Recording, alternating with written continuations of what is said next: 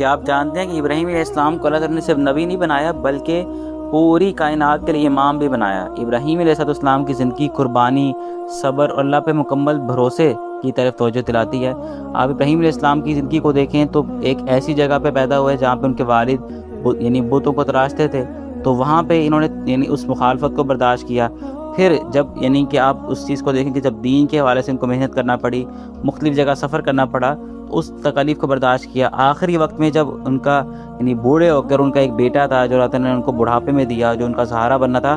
اللہ تعالیٰ نے جب حکم دیا کہ اس کو بھی قربان کر ڈالو تو وہ اس کو بھی اللہ تعالیٰ کی خاطر قربان کر ڈالنے کے لیے تیار ہو گئے۔ آپ دیکھیں ہم کہ اللہ کے رسول السلام نے فرمایا کہ ہم ملت ابراہیم پر ہیں، یعنی ہم ابراہیم علیہ السلام کی یعنی پیروی کرتے ہیں، ان کی دین کے، تو یہ دین ابراہیمی ہے جس کی ہم پیروی کر رہے ہوتے ہیں۔ ابراہیم علیہ السلام کے اللہ تعالیٰ نے ذکر خیر آپ دیکھیں کس قدر باقی رکھا،